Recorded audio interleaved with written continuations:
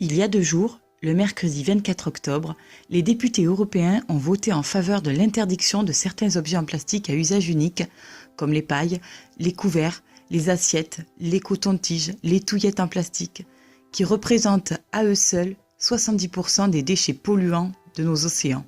571 voix pour, 53 contre et 34 abstentions. J'ai presque envie d'improviser une danse de la joie. C'est une petite victoire pour l'humanité car, chaque jour, l'activité humaine produit 10 millions de tonnes de déchets hors agriculture et construction. En 2016, la production mondiale de déchets représente environ 4 milliards de tonnes par an, selon une estimation de la Banque mondiale.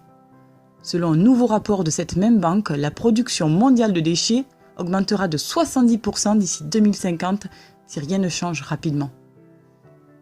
J'ai une mauvaise nouvelle pour vous. Nos déchets ne disparaissent pas une fois que l'on les jette à la poubelle. Et non, les éboueurs n'ont pas encore de baguette magique pour les faire disparaître. Une grande partie de ces déchets finissent par polluer notre environnement, tuent de nombreux animaux chaque jour et engendrent de gros problèmes de santé. T'as vraiment envie de fermer les yeux et faire comme si cela n'existait pas ? Pas moi en tout cas.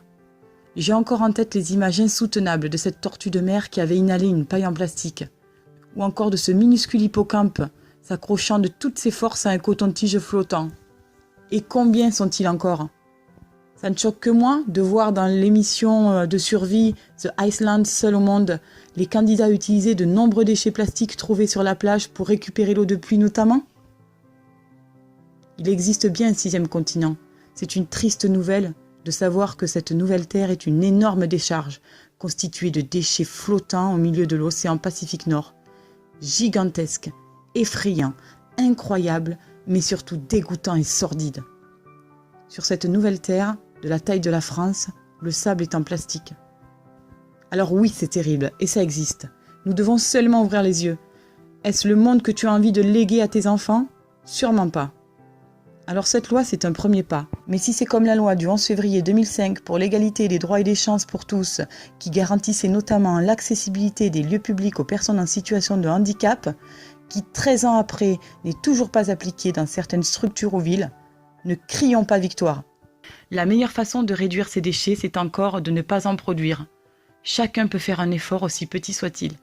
Par exemple, tu peux remplacer ton gel douche par un savon, n'achète plus de bouteilles en plastique, ou encore tu peux utiliser des cotons réutilisables.